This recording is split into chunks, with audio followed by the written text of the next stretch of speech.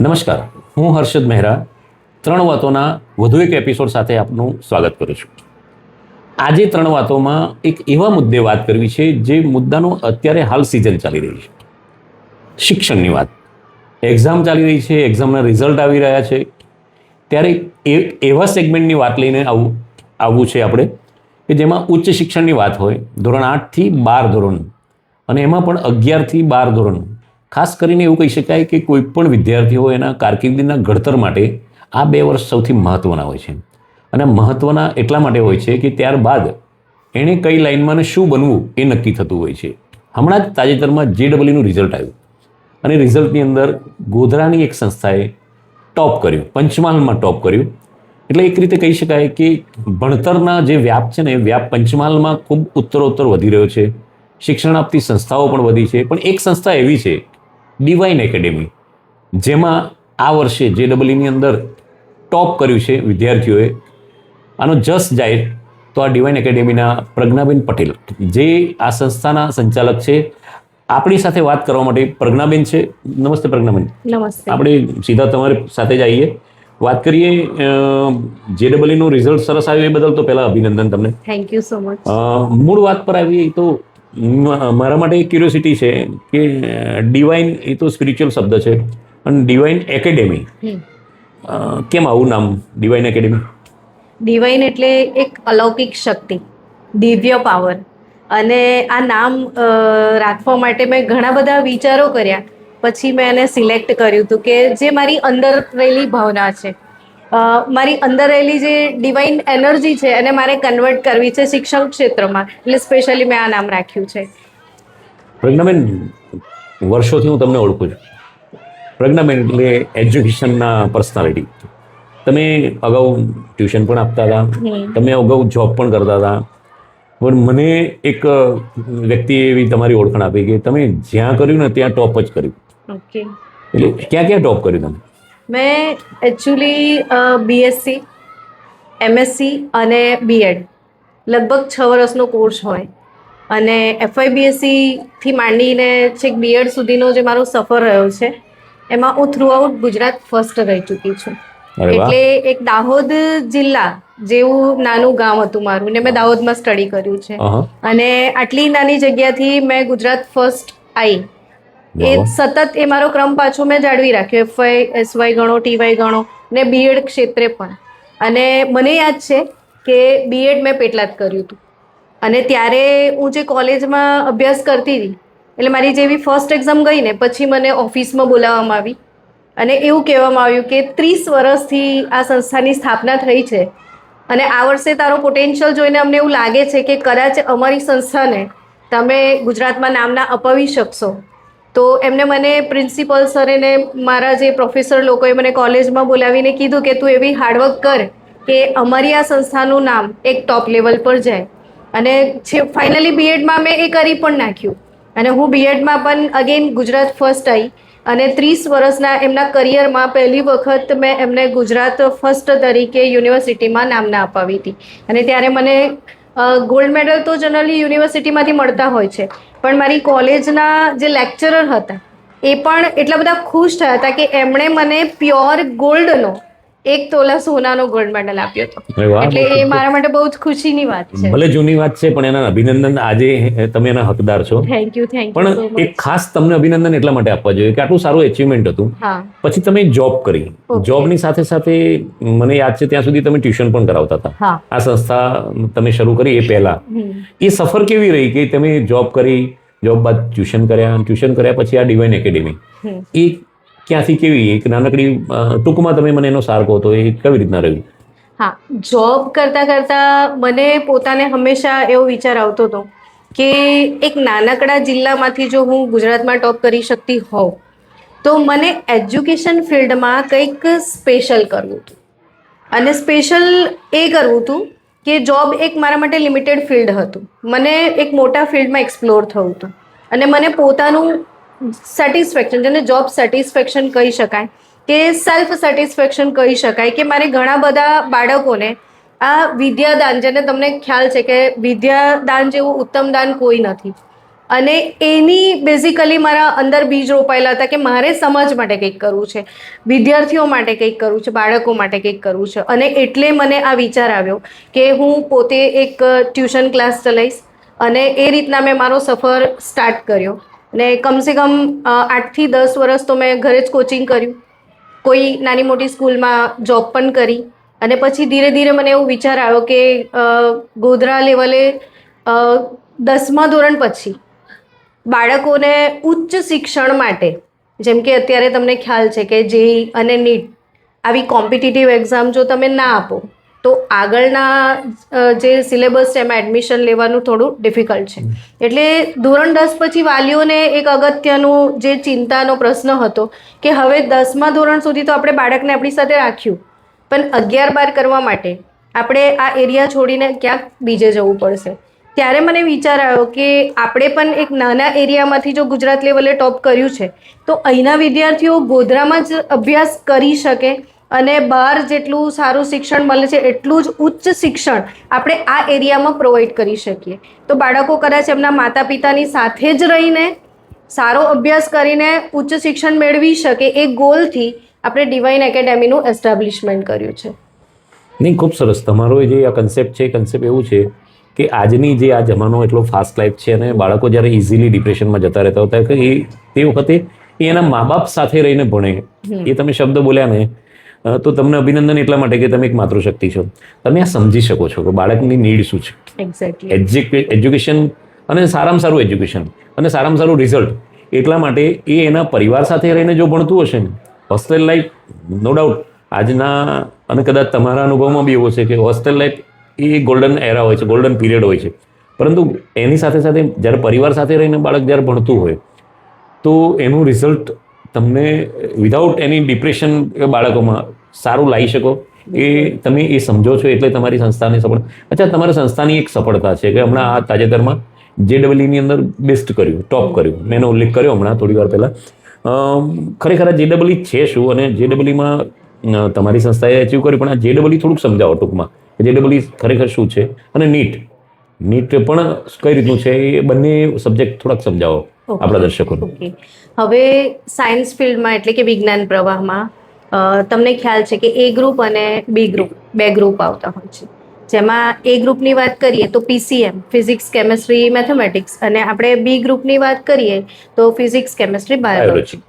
હવે જે A ગ્રુપના સ્ટુડન્ટ છે PCM વાળા, એમને અગર IITમાં એડમિશન લેવું છે કે પછી IIIT છે, NITs છે, તો આવી જગ્યા પર એડમિશન લેવા માટે કોમ્પિટિટિવ એક્ઝામ ક્રેક કરવી જ પડે છે. અને એ છે આપણી JEE મેન્સ. હવે એ 2 ફેઝમાં આવે છે. એક ફેઝ એનો જાન્યુઆરીમાં હોય છે અને બીજો ફેઝ એનો એપ્રિલમાં હોય છે. અને JEE મેન્સ એના બંને ફેઝ ક્રેક કર્યા પછી એનો એક કટ ઓફ લિસ્ટ બનતો હોય છે. અને આ કટ ઓફ લિસ્ટ અગર એ ક્લિયર કરી દે છે તો એના પછી JEE એડવાન્સની એક્ઝામ આવતી હોય છે. અને JEE એડવાન્સની એક્ઝામમાં અગર તમે ખૂબ સારો દેખાવ કર્યો છે, ખૂબ સારો રેન્ક મળ્યો છે, તો તમને IITsમાં એડમિશન મળતું હોય છે. અને ઓબ્વિયસલી તમને ખ્યાલ હશે કે IITના પેકેજીસ કેટલા બધા હાઈ હોય છે. એટલે સ્ટુડન્ટ્સ માટે એક ડ્રીમ પ્રોજેક્ટ છે IITમાં જવું. ને કદાચ MBBSના સમકક્ષ IIT ગણાતું હોય છે. આ બધું ગોધરામાં શક્ય છે એવું માનો? ઓબ્વિયસલી ને તમે આ સંસ્થાની અંદર એવા બાળક બી તૈયાર કરો છો કે જે આટલું કરી શકે. હા, તમે જે હમણાં જ વાત કરી ને તાજેતરમાં કે આપણું પંચમહાલ ફર્સ્ટ જે રિઝલ્ટ આવ્યું છે 98.71 PR સાથે છે. અને ઓલમોસ્ટ દર વર્ષે એવું સમજો ને કે 12 લાખ જેવા સ્ટુડન્ટ JEE મેન્સની એક્ઝામ આપતા હોય છે. પણ કટ ઓફ ક્રાઇટેરિયાની અંદર કદાચ 2.5 લાખ જેવા સ્ટુડન્ટ આવતા હોય છે. અને 2.5 લાખમાંથી પણ જ્યારે JEE એડવાન્સની વાત કરું ને તો એ world second most toughest exam છે. સેકન્ડ મોસ્ટ ટફેસ્ટ એક્ઝામ કે એ ચાઇનાની એક એક્ઝામ છે. અને એના પછી આ વર્લ્ડ, કેમ કે JEE મેન્સનો વ્યાપ નોટ ઓનલી ફોર ઇન્ડિયા, તમે સિંગાપુર છે, જર્મની છે, UK જેવા યુનિવર્સિટી પણ હવે એડમિશન માટે JEE મેઇનનો ક્રાઇટેરિયા એ માંગે છે. તો આટલું બધું તમે જે તૈયારી કરાવો છો, તો તૈયારી કરાવવા માટે એક સ્પેશિયલ તૈયારી તમારી હોવી જોઈએ. તો તમે સ્ટુડન્ટ પાસેથી રિઝલ્ટ આવતો તો તમે વ્યક્તિગત ઇન્ટરેસ્ટ લો છો કે તમે અને તમારો સ્ટાફ મળીને અને સ્ટુડન્ટ પાસે આટલું કામ કરાવડાવીને, એટલે એ શું સ્ટ્રેટેજી હોય છે? एक्चुअली તમે સાંભળ્યું જ હશે કે શિક્ષક કભી સાધારણ નહીં હોતા, પ્રલય और निर्माण उसकी ચાણક્ય કહી ગયા. ખેલતે हैं. ઓકે. હવે શિક્ષક પણ એક આજીવન વિદ્યાર્થી જ છે. એટલે જે ડે ટુ ડે એજ્યુકેશન સિસ્ટમમાં જે અપડેટ્સ આવી રહ્યા છે એ અમારે પણ સતત શીખવા પડતા હોય છે, અને અમને પણ અપડેટ રોજ થવું જ પડતું હોય છે. અને જેઈની exam day by day tough થતી જાય છે, તો પણ સ્ટુડન્ટ્સ અત્યારે 300 આઉટ ઓફ 300નો સ્કોર કરી રહ્યા છે. ગોધરામાંથી ખાસ. ગોધરામાંથી પણ સ્ટુડન્ટ્સ એ ટુવર્ડ્સ મૂવ થઈ રહ્યા છે. આપણે એ અભિયાન ચલાવી રહ્યા છે કે આપણા બાળકો એ લેવલ સુધી પહોંચી જાય. આપણે હજી 300 આઉટ ઓફ 300નો લેવલ કદાચ ગોધરાએ અચીવ નથી કર્યો, બટ એ લેવલ અચીવ કરી શકાય છે. જેમ કે આપણે નીટની વાત કરીએ તો નીટના અંદર લાસ્ટ યર અમારા પાસે હતો એક છોકરો નફીસ આલમ. હવે ડે બાય ડે કેમેસ્ટ્રીનો જે પહેલી વાર નીટમાં રિઝલ્ટ આવ્યો કે ભાઈ મારો 152નો સ્કોર આઉટ ઓફ 180 મેં કર્યો, તો ઓબ્વિયસલી મને શું ઈચ્છા હોય કે નેક્સ્ટ યર હું હજી વધારે સ્કોર કરું. એટલે મેં 152થી વધારીને 155 સુધી પહોંચી. એટલે હું મારા સ્ટુડન્ટને ઓલવેઝ એવું કહું કે હવે હજી વધારે આપણે આગળ જવું છે, એટલે અમે થોડું હજી વધારે હાર્ડવર્ક કરીએ. તો એવું કરતાં કરતાં લાસ્ટ યર મને જે અચીવમેન્ટ મળ્યું છે ને, એ કેમેસ્ટ્રીનો સ્કોર મેં 175 આઉટ ઓફ 180 ક્લિયર કરી નાખ્યો. અરે વાહ. સરસ, અને સરસ, સરસ. 45 ક્વેશ્ચનમાંથી એ સ્ટુડન્ટનો એક જ ક્વેશ્ચન રોંગ પડ્યો. અને એ પણ જ્યારે એનો નીટનો આટલો હાઈ સ્કોર, સમજો 675નો સ્કોર ગોધરા માટે તો કદાચ વાલીઓએ વિચાર્યું પણ નહીં હોય, આટલો ડ્રીમ પ્રોજેક્ટ હતો. હવે 675નો સ્કોર અચીવ કર્યા પછી એ છોકરો જ્યારે મને મળવા આવ્યો ને, ત્યારે એને એ ખુશી નથી કે મારા 675 છે, પણ હું એક ક્વેશ્ચન મિસ કરી ગયો, જે આપણું મેમ સપનું હતું કે 180 આઉટ ઓફ 180 આપણે કેમેસ્ટ્રીમાં સ્કોર કરી લઈએ. ત્યારે મેં એને કીધું કોઈ વાત નહીં, નેક્સ્ટ યર એમ. એટલે અમે પણ શું વિચારતા હોઈએ કે દર વર્ષે અમે કંઈક આવું સ્પેશિયલ કરીએ કે અમે એ 100% સ્કોરને, એટલે કે 100 PR ને પણ અચીવ કરીએ.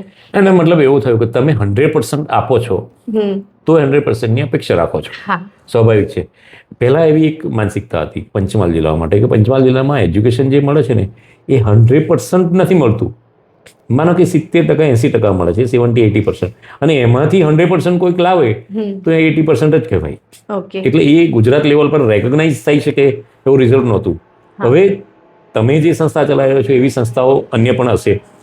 આપણે અન્યની વાત નથી કરી, આપણે અહીંયા બેઠા છીએ, તમારી ડિવાઇન એકેડેમીની વાત કરીએ તો એક તો પહેલાં આટલું સરસ રિઝલ્ટ આવો છો. અચ્છા, આ રિઝલ્ટને મેન્ટેન કરવા માટે પણ એક તમારી પાસે પ્લાન હશે.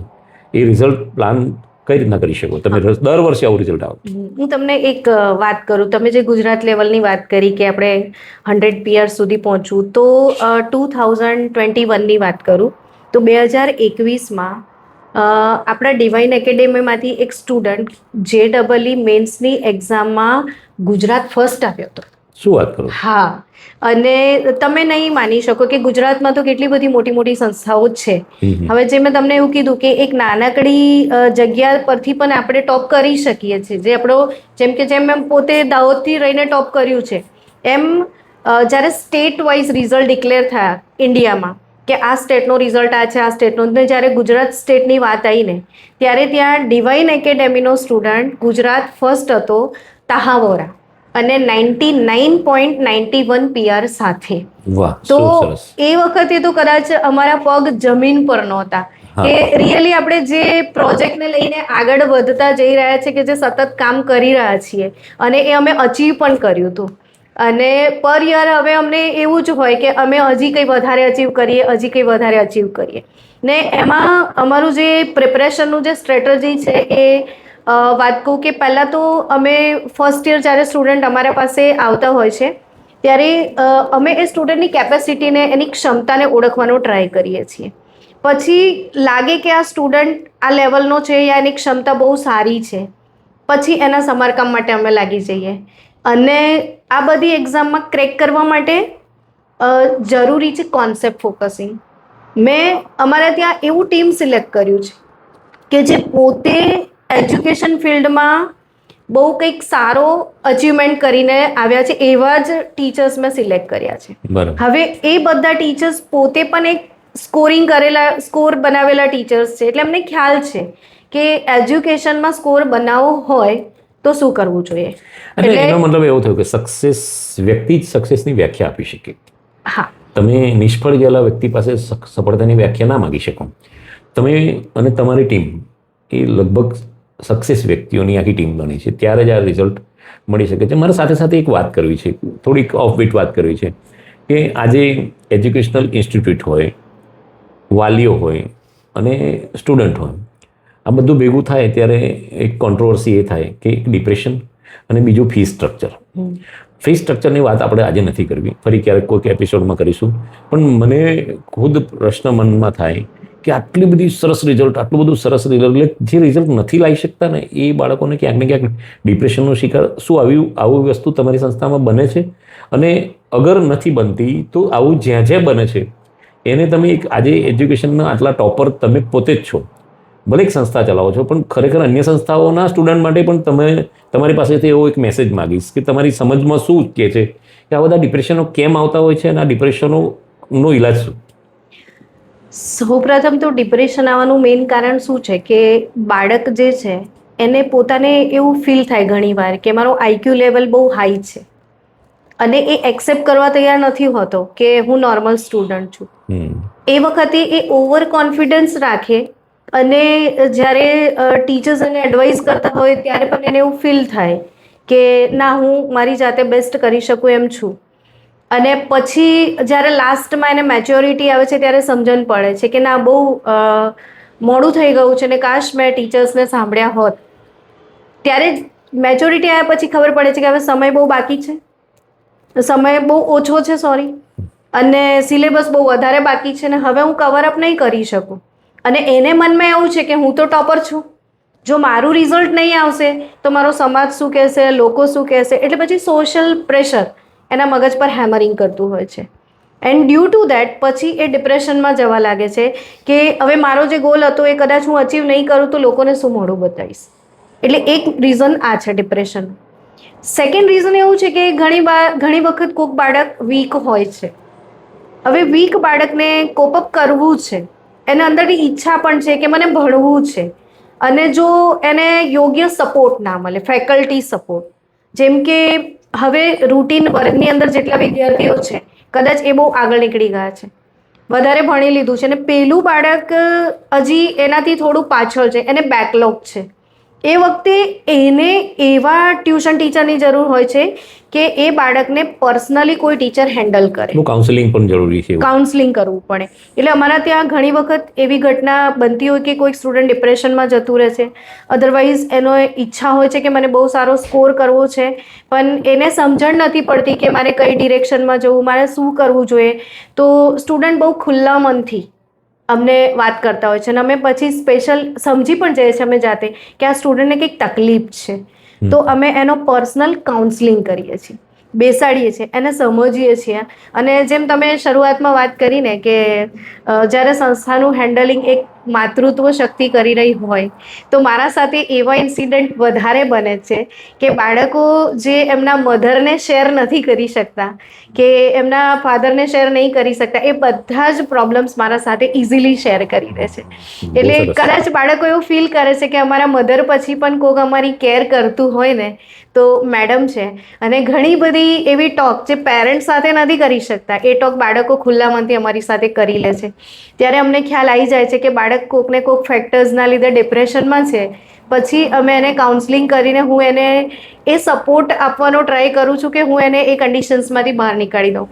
અને કદાચ તમને જણાવતા મને બહુ આનંદ થાય છે કે હમણાં જ જે જેઈની એક્ઝામ લેવાઈ એમાં જે ફર્સ્ટ સ્ટુડન્ટ આવ્યો છે એ તો બરાબર છે, પણ એના પછી જે સેકન્ડ નંબર છે જેનો 96.48 PR છે, એ સ્ટુડન્ટ ખરેખર એક્ઝામ પહેલાં બહુ ડિપ્રેસિવ ફીલ કરતો હતો અને એવી કન્ડિશનમાં જતો રહ્યો હતો કે પેરેન્ટ્સને પણ બહુ જ ટેન્શન થઈ ગયું હતું. ને એ વખતે પેરેન્ટ્સે મને કોલ કર્યો કે મેમ મારા બાળકને આ કન્ડિશન છે, હું શું કરી શકું, તમે મને ગાઈડ કરો. એટલે મેં એમને એવું કીધું કે હમણાં જ તમે રાહ જોયા વગર મારા ઘરે લઈને એને આવી જાઓ. મને યાદ છે અમે 3 કલાક એની સાથે બેઠા, 3 કલાક હું એને એકની એક વાત સતત સમજાઈ રહી હતી પણ એ કંઈ સાંભળવા કે એક્સેપ્ટ કરવા તૈયાર નહોતો. લાઈક એનું એક કયું માઇન્ડસેટ બની ગયું હતું તમે બિલીવ પણ નહીં કરો. છતાં પણ અમે ધીરજ રાખી. એને સતત 1 દિવસ 2 દિવસ 4 દિવસ એના પાસે ને પાસે રહ્યા. કેટલાય કલાકો એના સાથે સ્પેન્ડ કર્યા. એને બહુ બધું કાઉન્સલિંગ કરીને સમજાવ્યું કે જો બેટા આવી રીતે પ્રિપરેશન કર. એની જોડે બેસીને ચેપ્ટર્સના કોન્સેપ્ટ ક્લિયર કરાયા. એના બાજુમાં રહીને એને પ્રિપરેશન કરાવી. અને એને જ્યારે એક્ઝામ આપવા બેસતો હતો ત્યારે ડરી જતો હતો ક્વેશ્ચન જોઈને. અને ત્યારે મેં એને 1-2 સ્લોગન આપ્યા કે જો તને એક્ઝામમાં પેનિક એટેક આવે તો તારે એવું વિચારવાનું કે इस बार नहीं तो कोई बात नहीं, अगली बार मैं टॉप कर लूँगा. અને એનાથી એને જે પોટેન્શિયલ મળ્યો ને તો એને ખરેખર એક્ઝામમાં બેઠા જ્યારે પણ ડર લાગતો હતો ત્યારે એને આ સેન્ટેન્સ ફોલો કરતો ગયો. અને હા, આ એની બતાવેલી વાત છે કે મેમ અત્યારે પણ એ લોકો મને વારંવાર થેન્ક યુ કહી રહ્યા છે અને આ વસ્તુ બતાવી રહ્યા છે કે તમે મને જે સ્લોગન આપ્યું હતું ને એ સ્લોગન મેં એક્ઝામમાં બેસ્યા વારંવાર એ રિપીટ કરતો ગયો અને મેં ટોપ કરી લીધું. એટલે એને જે ખુશી થઈ છે આ વસ્તુની એ હું તમારી સામે એક્સપ્રેસ નહીં કરી શકું. અનબિલિવેબલ હેપીનેસ છે એના ફેસ ઉપર. તમારી આ જે વાતો છે વાતો આપણા દર્શકો સાંભળે, દર્શકોને માંથી ખાસ કરીને જે સ્ટુડન્ટ સાંભળે છે એ સ્ટુડન્ટને એક વાતનો અનુભવ થશે અને આ ખબર પડશે કે તમારી સંસ્થા એક ડિવાઇન શબ્દને યથાર્થ કરતી કોશિશો જે કરે છે અને કોશિશોમાંથી જ રિઝલ્ટ સારું નીકળે છે. એટલે એક વસ્તુ તો એ થઈ કે મુખ્ય વાત ભણવાનું તો છે જ, પણ ભણવાની સાથે સાથે જીવન પણ જરૂરી છે. અને એ જીવનને બચાવવા માટે જ્યાં સોસાયટલ ટેન્ડન્સી સુધી ડિપ્રેશન જતું રહેતું હોય છે તો એ સ્ટુડન્ટ એની લાઈફ પૂરી કરવા સુધી પહોંચી કરતો હોય છે. તો તમે જે કન્સેપ્ટથી આગળ વધી રહ્યા છો, કમસે કમ તમારી સંસ્થામાં તો આ વસ્તુ નથી બની અને ભવિષ્યમાં પણ નહીં બને. એટલે આ તબક્કે આપણે આ 3 વાતોની અંદર તો તમને ખૂબ ખૂબ શુભેચ્છા આપી ઘટે. અને પ્રજ્ઞાબેન પટેલ એ પોતે ટોપર છે એટલે જ એમની સંસ્થાની અંદરથી ટોપર એ નીકાળી શકે છે. એટલા માટે કે સક્સેસની વ્યાખ્યા આપે મેં અગાઉ કઈ રીતના મારે તો તમને આ તબક્કે એટલી શુભેચ્છા આપી છે કે આ સંસ્થા વધુને વધુ ઉત્તરોત્તર જબરજસ્ત સક્સેસ લે અને પંચમહાલમાં નહીં માત્ર ગુજરાતમાં, પંચમહાલમાં માત્ર નહીં અને ગુજરાતની અંદર પણ સતત ટોપ કરે અને પંચમહાલને એક એજ્યુકેશનનું એટલું સરસ એક માધ્યમ બને પ્લેટફોર્મ આપે અને તમને જોઈને અન્ય સંસ્થાઓ પણ શીખે. આપણે સંસ્થાને પ્રતિસ્પર્ધી સમજવું એના કરતાં પંચમહાલના એજ્યુકેશનની ચિંતા કરતા હોઈએ ને, મને તો એવું લાગે કે તમે માતૃશક્તિ છો. કદાચ પંચમહાલમાં માંડ 2-4 સંસ્થાઓ એવી છે કે જેની અંદર માતૃશક્તિ એનું સંચાલન કરી રહી છે. કદાચ ગોધરા ને કદાચ હાલોલમાં ને એમ 2-4 સંસ્થાઓ. આપણે એ સંસ્થાઓના લિસ્ટ પર નથી જવું. દરેક પોતપોતાના યથાર્થ પ્રયત્નો કરતા હશે, દરેક પોતાની રીતે એચીવ પણ કરતા હશે. પણ તમારી સંસ્થાની વાત કરીએ તો તમે એક બેસ્ટમાં બેસ્ટ પ્રયત્ન કરો છો, બેસ્ટમાં બેસ્ટ રિઝલ્ટ લાવો છો. તો ભવિષ્યમાં પણ ક્યાંય આ આંકડો નીચે ના આવે અને એ નીચે આવવા માટેની કોઈ પણ પરિસ્થિતિ ના ઊભી થાય. આ 3 વાતોમાં મૂળ મુદ્દા પર આવીએ તો પ્રજ્ઞાબેન પટેલ એક એવી હસ્તી છે કે જે એમણે એમની સંસ્થાને ડિવાઇન શબ્દને યથાર્થ કરતી કોશિશ કરી છે અને કોશિશમાં એમને સફળતા પણ મળી છે. અને આ સફળતાની વાત કરવા માટે આપણે 3 વાતોમાં પ્રજ્ઞાબેન પટેલ સાથે વાત કરી. વધુ આવતા એપિસોડમાં અન્ય કોઈ હસ્તી સાથે વાત કરીશું, નવા એક સબ્જેક્ટ સાથે, વિષય સાથે વાત કરીશું. પણ આજના દિવસમાં ડિવાઇન એકેડેમીને ખૂબ ખૂબ શુભેચ્છા આપતા અને સાથે સાથે પ્રજ્ઞાબેન પટેલને પણ શુભેચ્છા આપતા આ 3 વાતોનો એપિસોડ સમાપ્ત કરીએ છીએ. નમસ્તે.